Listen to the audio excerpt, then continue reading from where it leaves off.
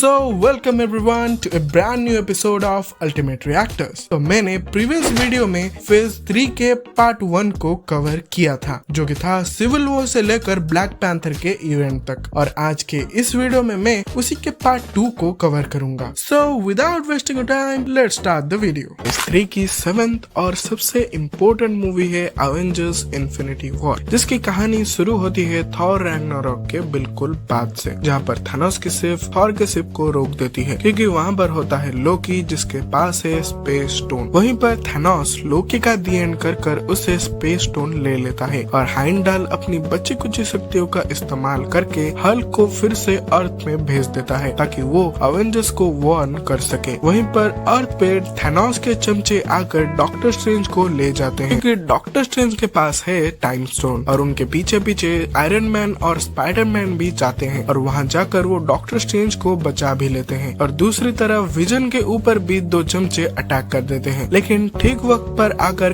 Captain उन्हें बचा लेते हैं। थॉर स्पेस में भटकते भटकते टकराता है गार्डियंस के शिप पे, जिसके बाद वो गार्डियंस को थानोस का पूरा प्लान बताता है।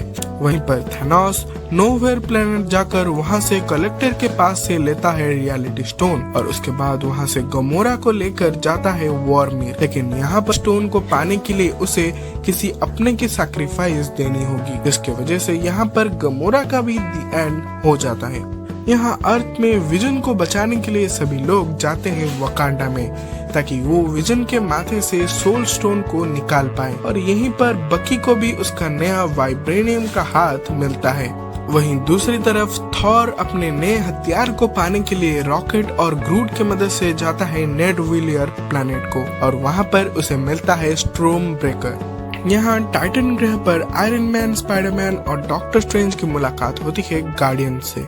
वहीं दूसरी तरफ वकांडा में माइंड स्टोन होने की वजह से थानोस की आर्मी वकांडा के ऊपर अटैक कर देती है, और यहीं पर होती है बहुत बड़ी वॉर की शुरुआत। लेकिन धीरे धीरे आकर अवेंजर्स की टीम हारने लगती है, लेकिन तभी एंट्री होती है थॉर भैया की। वहीं पर दूसरी तरफ टाइटन ग्रह पर भी एक बहुत बड़ी जंग हो रही थी, लेकिन आयरन मैन को बचाने के लिए डॉक्टर स्ट्रेंज अपने स्टोन को थानोस को दे देते हैं, और अपना आखिरी स्टोन पाने के लिए थानोस जाता है वकांडा पर, और फिर विजन के बिंदी को लेने के बाद थानोस मार देता है चुटकी, जिसकी वजह से पूरी दुनिया की आधी पॉपुलेशन गायब हो जाती है। तो नेक्स्ट मूवी का नाम है एंटमैन एंड द वॉस्प, जो कि बिल्कुल इन्फिनिटी वॉर के इवेंट के साथ ही चल रही थी, जहां पर हैंक अपने वाइफ जेनेट को क्वांटम फील्ड से बाहर निकालने की प्लानिंग कर रहे थे, और सिविल वॉर में कैप्टन की मदद करने की वजह से स्कॉट को हाउस अरेस्ट में रखा गया था। और तभी वहां पर उसे एक सपना आता है, जहां पर वो देखता है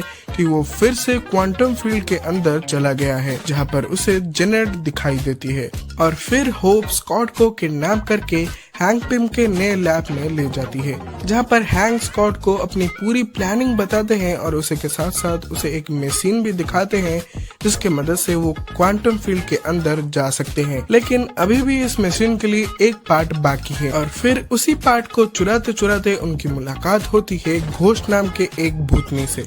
तो वो घोस्ट यानी कि वो भूतनी उनसे वो पार्ट और हैंक का नया लैब भी चुरा लेती है, क्योंकि उसे भी क्वांटम फील्ड के मदद से अपने आप को ठीक करना था। लेकिन जैसे तैसे करके स्कॉट और होप उससे वो पार्ट और लैब ले आते हैं, जिसके बाद हैंक क्वांटम फील्ड में जाकर जेनेट को वापस ले आते हैं, और फिर जेनेट उस भूतनी को भी ठीक कर देते हैं। लेकिन इस मूवी के मिड क्रेडिट सीन में हम देखते हैं कि हैंक फिर से स्कॉट को क्वांटम फील्ड के अंदर भेजते हैं, और तभी थानोस स्नैप कर देता है, जिसकी वजह से सारे लोग वहां से धूल बन जाते हैं, और हमारा स्कॉट क्वांटम फील्ड के अंदर ही फंस जाता है। तो फेज 3 की 9th मूवी का नाम है कैप्टन मार्वल, और ये मूवी डायरेक्टली कनेक्टेड है इन्फिनिटी वॉर से, जिसके पोस्ट क्रेडिट सीन में हम देखते हैं निक फ्यूरी डस्ट बनने से पहले किसी को मैसेज भेजते हैं, और वो किसको भेजते हैं ये हमें इस मूवी में पता चलेगा। तो ये कहानी है 2 एलियन स्पीसीज की, क्री और स्कल, जिनके बीच स्पेस वॉर चल रहा था। लेकिन उन्हीं क्री में से एक जिसका नाम है मार्वल, उसको ये चीज गलत लग रही थी। इसीलिए वो अर्थ पे आकर फोटोन लाइट के मदद से एक लाइट स्पीड इंजन बनाती है, जिसमें उसकी मदद करती है कैरल डैनवर्स। तो वो इस इंजन को स्कल को देना चाहती थी ताकि वो कहीं दूर भाग सके, लेकिन तभी क्री उनके ऊपर अटैक कर देते हैं, लेकिन कैरल उस इंजन को वहीं पर तबाह कर देती है।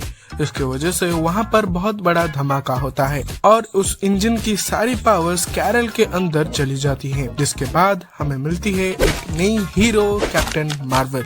और उस धमाके की वजह से कैरल अपनी सारी याददाश्त खो देती है। क्री जिस पावर को ढूंढ रही थी, अब वो कैरल के अंदर होने की वजह से वो कैरल को अपने प्लेनेट ले जाती है और उसे बिल्कुल अपने तरह बना देती है।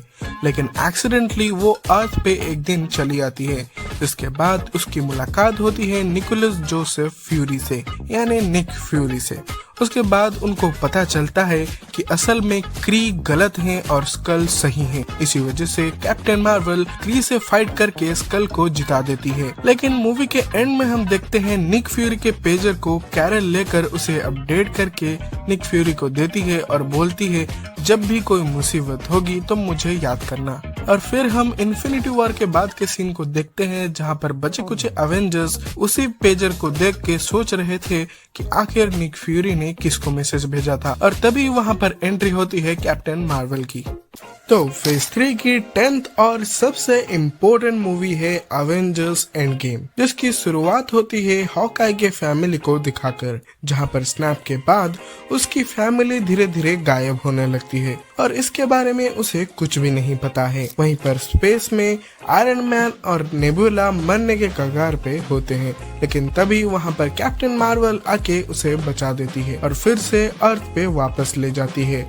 और उसके बाद वो सारे मिलकर थानोस को पकड़ने के लिए जाते हैं, लेकिन हमारे थानोस चाचा वहां पर गार्डन में टहल रहे थे और वो लोग उसे पकड़ के इन्फिनिटी स्टोन्स के बारे में पूछते हैं। वो मैं मस्त तेल में फ्राई करके वो मैं खा गया। लेकिन थानोस चाचा ने इन्फिनिटी स्टोन के पावर से ही उन्हें खत्म कर दिया था। और फिर हमारे थॉर भैया की सटक जाती है और वो थानोस का दी एंड कर देते हैं। फिर मूवी 5 साल आगे बढ़ती है, जहां पर एक चूहे की गलती की वजह से स्कॉट वापस आ जाता है और वो वापस आने के बाद दुनिया की हालत देखता है। फिर वो जल्दी से कैप्टन के पास जाता है और उन्हें क्वांटम थ्योरी के बारे में बताता है कि कैसे वो क्वांटम फील्ड के मदद से टाइम ट्रेवल करके फिर से स्टोन को हासिल कर सकते हैं। वो लोग इस प्लान को लेकर टोनी के पास जाते हैं, लेकिन टोनी स्टार्क अब एक फैमिली मैन बन चुका है, इसी वजह से वो उन सभी को मना कर देता है। उसके बाद वो लोग जाते हैं प्रोफेसर हल्क के पास और प्रोफेसर हल्क इस चीज को करने में राजी हो जाते हैं, लेकिन प्रोफेसर हल्क इस चीज को करने में कामयाब नहीं होते हैं। लेकिन तभी हमारे जीनियस प्लेबॉय आकर इस प्रॉब्लम को भी सॉल्व कर देते हैं और फिर से एक बार दुनिया को बचाने के लिए सभी अवेंजर्स असेंबल होते हैं। लेकिन सभी अवेंजर्स में से थॉर का हाल सबसे ज्यादा बेहाल था, लेकिन फिर भी सभी अवेंजर्स अपने आप को संभाल कर टोनी के बनाए हुए टाइम मशीन के मदद से अलग अलग टाइमलाइंस में जाते हैं स्टोन्स को कलेक्ट करने के लिए। यहीं पर रॉकेट और थॉर की टीम जाती है एस्गार्ड पर रियलिटी स्टोन को लाने के लिए और थॉर वहां से म्योनिर को भी अपने साथ लाता है। वहीं दूसरी तरफ पावर स्टोन को लाने के लिए रोड्स और नेब्यूला जाते हैं प्लेनेट मोरैक में, जहां पर हमें guardians of the Galaxy volume 1 का रेफरेंस देखने को मिलता है। लेकिन उस टाइमलाइन के थानोस को उनके प्लान के बारे में पता लग जाता है, इसी वजह से वो पुरानी नेब्यूला को उस टाइम के नेब्यूला से रिप्लेस कर देता है। वहीं दूसरी तरफ ब्लैक विडो और हॉकाई जाते हैं वॉरमीर पे सोल स्टोन को लाने के लिए और ब्लैक विडो अपना सैक्रिफाइस देती है ताकि उन्हें सोल स्टोन मिल पाए। वहीं टाइम स्टोन, स्पेस स्टोन और रियलिटी स्टोन को लाने के लिए बाकी की टीम जाती है 2012 के अवेंजर्स फाइट के दौरान और यहाँ पर हल गुरुमा से टाइम स्टोन ले लेता है, लेकिन स्पेस स्टोन एक गलती के वजह से लोकी के हाथ लग जाता है, जिसके बाद लोकी स्पेस स्टोन को लेकर गायब हो जाता है। और फिर कैप्टन और आयरन मैन माइंड स्टोन को स्कॉट को देकर बहुत ही ज्यादा पीछे जाते हैं टेसरैक्ट और कुछ पिंप पार्टिकल्स को लेने के लिए और फिर वहां से वापस आकर सभी स्टोन को एक काउंटर पे लगाते हैं। उसके बाद हल्क के स्नैप के बाद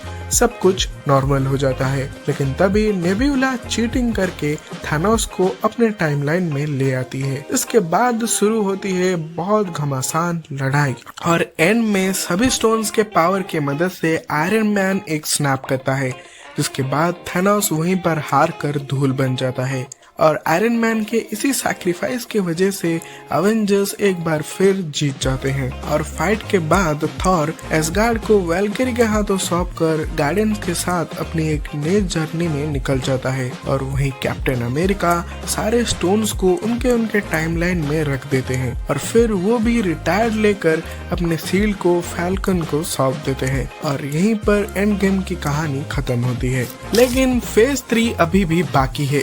फेज 3 की लास्ट मूवी का नाम है स्पाइडरमैन फार फ्रॉम होम।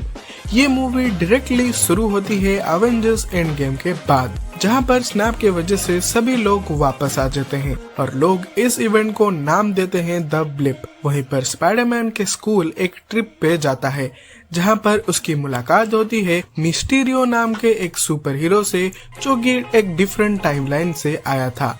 और यहाँ पर निक फ्यूरी मिस्टीरियो और स्पाइडरमैन को एक साथ लाते हैं ताकि वो एलिमेंटल्स नाम के कुछ मॉन्स्टर से लड़ सके। और वहीं पर निक फ्यूरी पीटर को आयरन मैन का दिया हुआ एडिथ नाम का एक प्रोग्राम भी देते हैं।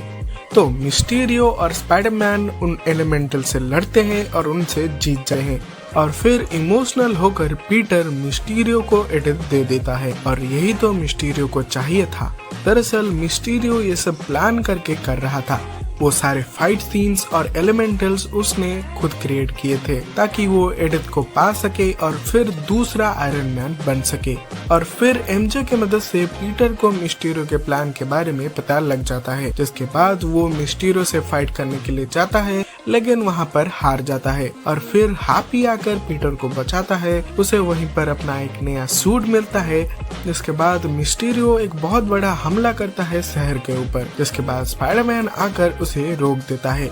लेकिन मूवी के पोस्ट क्रेडिट सीन में बहुत ही बड़ा कांड होता है। मिस्टीरियो स्पाइडरमैन का रियल आइडेंटिटी सभी लोगों के सामने बता देता है और यहीं पर फेज 3 एंड होता है। तो इस वीडियो को बनाने में बहुत ही ज्यादा मेहनत लगी है, इसी वजह से अगर आपको ये वीडियो अच्छा लगा है तो प्लीज इस वीडियो को लाइक कीजिएगा, चैनल को सब्सक्राइब कीजिएगा और तब तक के लिए मैं आपको मिलूंगा अगले वीडियो में। And now I am signing off.